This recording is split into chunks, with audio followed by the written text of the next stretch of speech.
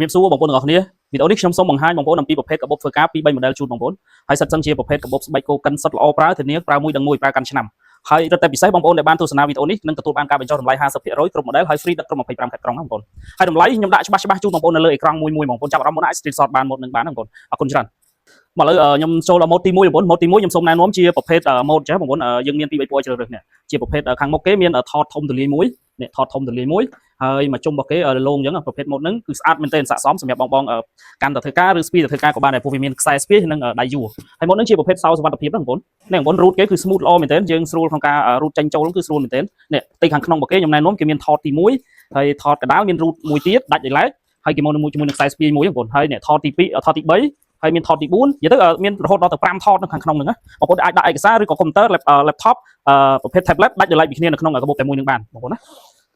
មកមុនហ្នឹងយើងមាន4ជម្រើសឲ្យបងនេះជម្រើសទី1ជាប្រភេទពណ៌ខ្លាញ់ក្តាមពណ៌ត្នោតខ្លាញ់ក្តាមហើយមួយទៀតប្រភេទពណ៌សូកូឡាបងពណ៌សូកូឡាហើយពណ៌បន្ទាប់នេះជាប្រភេទពណ៌ខ្មៅសុទ្ធនេះបងប្អូនស្រឡាញ់ខ្មៅសុទ្ធអាចរើសពណ៌ខ្មៅសុទ្ធនេះបានហើយពណ៌ចុងក្រោយនេះពណ៌ចុងក្រោយស្អាតមែនទែនបងជាប្រភេទពណ៌ផ្កានេះកាឡាផ្ក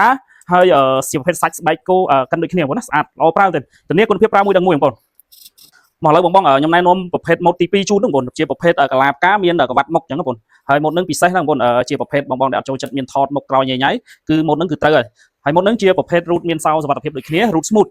ហើយគេមកជាមួយនឹងខ្សែស្ពាយមួយនេះថតខាងក្នុងថតទី1ធំទូលាយហើយគេប្រកបនឹងថតមួយតង់ទៀតហ្នឹងបងមាន2តង់ហើយសម្រាប់ថតទី2កណ្ដាលហ្នឹងគឺមាន root បិទចិត្តហើយខាងក្នុងធំទូលាយអាចដាក់កុំព្យូទ័រក៏បានដាក់ tablet ក៏បានហើយថតទី3ក៏ប្រភេទធំទូលាយដូចគ្នាបងប្អូនមាន root ប្រកបខាងក្នុងថតហ្នឹងយើងអាចដាក់សៀវភៅឬក៏ដាក់กระดาษ A4 ឲ្យបានណាបងប្អូនមកម៉ូតហ្នឹងគេមកជាមួយពីជំរើសជូនបងប្អូនជំរើសទី1ជាប្រភេទពណ៌ទឹកប៊ិចនេះប្រភេទពណ៌ទឹកប៊ិចដូចខ្ញុំ live ផ្ទាល់អញ្ចឹងបងយកទៅមិនឃើញអញ្ចឹង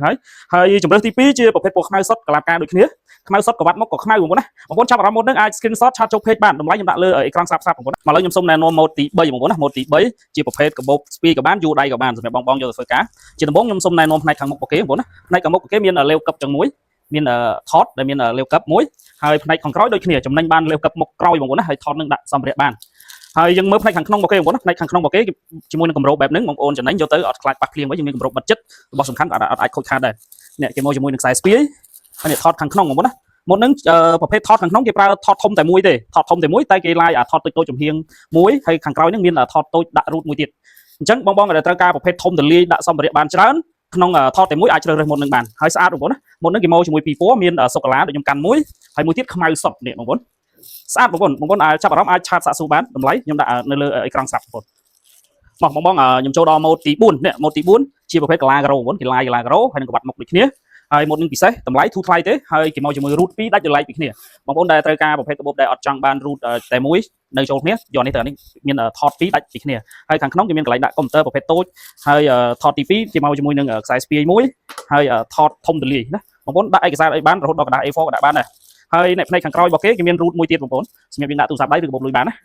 ាបងប្អូនចាប់អារម្មណ៍ម៉ូតហ្នឹងខ្ញុំតម្លាក់តម្លៃជូនហើយតម្លៃធានាថាធូរថ្លៃហើយ free ដឹកឲ្យបងប្អូនទៀតណាអរគុណបងឥឡូវខ្ញុំចូលដល់ម៉ូតបន្ទាប់ម៉ូតទី5ណាបងប្អូនជាប្រភេទ root 2ដូចម៉ូតទី4ដែរតែអាហ្នឹងខុសប្រភេទសាច់ខាងមុខអានេះជាប្រភេទសាច់ smooth ល្អបងប្អូនកាន់ទៅគឺស្និទ្ធជាមួយដៃមែនទេបងប្អូនណាវាអត់ហើយប្រភេទទីឡាយមកកាឡាបការហ្នឹងគឺកំពុងតែពេញនិយមខ្លាំងបងប្អូនណាហើយ root របស់គេជាប្រភេទ root 2ដូចគ្នានិយាយទៅខាងក្នុងគឺដូចអាម៉ូតមុនដែរតែគាត់ថាខុសប្រភេទសាច់ស្បែ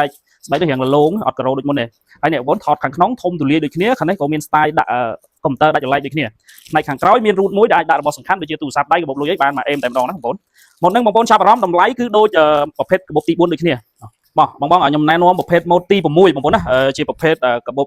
យួរដៃដែលមានរាង slim ស្អាតមុនហ្នឹងស្អាតដែលបងមិនត្រូវការដាក់អីវ៉ាន់ច្រើនញ៉ៃគឺអាចជ្រើសរើសម៉ូតហ្នឹងបានមុនហ្នឹងគេមកជាមួយនឹងពីរពណ៌មានពណ៌សូកូឡាមួយហើយមួយទៀតប្រភេទពណ៌ខ្មៅសុទ្ធអញ្ចឹងបងប្អូនមកខ្ញុំណែនាំលម្អិតពីម៉ូតហ្នឹងនេះខាងមុខរបស់គេមកជាមួយនឹង logo ដំផបែបនេះសាច់ស្បែកភេទស្បែកក្រាស់រលោងណាបងប្អូនហើយផ្នែកខាងក្រោយរបស់គេគេមកនឹង root ដាក់អីវ៉ាន់សំខាន់បានមួយនេះ root ដែកល្អប្រើហើយម៉ូតហ្នឹងក៏ជាប្រភេទមានសោសុវត្ថិភាពដែរបងប្អូនណា root របស់គេគឺ smooth មែនទេបងប្អូនម៉ូតហ្នឹងហើយគេមកជាមួយនឹងខ្សែស្ពាយមួយមកខ្ញុំណែនាំផ្នែកថតខាងក្នុងនេះផ្នែកខាងក្នុងថតទី1ធំទូលាយមកជាមួយនឹងថតចំហៀងតូចជាប់ជាមួយថតទី1មួយហើយផ្នែកកណ្ដាលគេមាន root មួយបងប្អូនថតផ្នែកកណ្ដាល root តូចមួយដែលបងដាក់សម្ភារៈសំខាន់បានហើយថតទី2ក៏ធំទូលាយដែរអាចដាក់កុំព្យូទ័រឬអីវ៉ាន់ផ្សេងបានកណ្ដាស់ A4 ក៏ដាក់បានដែរបងប្អូនណាហើយគេឡាយជាមួយនឹង root ខាងក្នុងតូចសម្រាប់ដាក់អីវ៉ាន់សំខាន់បានមួយទៀតផងដែរអញ្ចឹងបងប្អូនចាប់អារម្មណ៍ម៉ូតហ្នឹងអាចឆាតសាកសួរព័ត៌មានបានតម្លៃខ្ញុំដាក់នៅខាងលើមកឥឡូវខ្ញុំចូលដល់ម៉ូតទី7បងប្អូនណាម៉ូតទី7ជាប្រភេទកាឡាសម្បកក្រូចមានថតខាងមុខមួយហើយតម្លៃក៏ធូរថ្លៃដែរម៉ូតហ្នឹងអត់ថ្លៃទេធានាជូនបងប្អូនតម្លៃអត់សមនឹងគុណភាពទេ នេះបងប្អូនជាប្រភេទ root 2ខ្ញុំមានពីរពណ៌ឲ្យជ្រើសរើសមានខ្មៅមួយនេះខ្មៅហើយមួយទៀតនេះជាប្រភេទសាច់សូកូឡាបងប្អូនណាម៉ូតពណ៌សូកូឡាហ្នឹងក៏ស្អាតដែរបងប្អូនជ្រើសរើសពណ៌ពីណាក៏បានដែរបងប្អូនណាមកខ្ញុំលំអិតជូននេះផ្នែកខាងមុខគេមានថតធំទូលាយមួយដែលមានគ្របបិទចិត្តហើយគេមកមួយ logo ដាំផងបែបហ្នឹងហើយ model ហ្នឹងជាប្រភេទ root 2បងប្អូនអាចដាក់អីវ៉ាន់ដាច់ដលៃពីគ្នាដោយអត់ចង់ដាក់ជុំគ្នាទៅវាអាចមានផលប៉ះពាល់អញ្ចឹងបងប្អូនយកម៉ូតហ្នឹងបានខ្សែស្ពាយមកថតទី1ធំទូលាយណាបងប្អូនធំមែនទែនហើយថតទី2ក៏ធំទូលាយដែរបងប្អូនថតហ្នឹងគេអាចដាក់កុំព្យូទ័រដាច់ដលៃបានហើយដាក់ឯកសារផ្សេងៗជាមួយនឹងបានណាណែបងប្អូនចាប់អារម្មណ៍ម៉ូតហ្នឹងអាចឆាតសាកសួរព័ត៌មានឥឡូវបានយើងមានក្នុង stock ស្រាប់ទិញភ្លាមបានភ្លាមបងប្អូនអរគុណ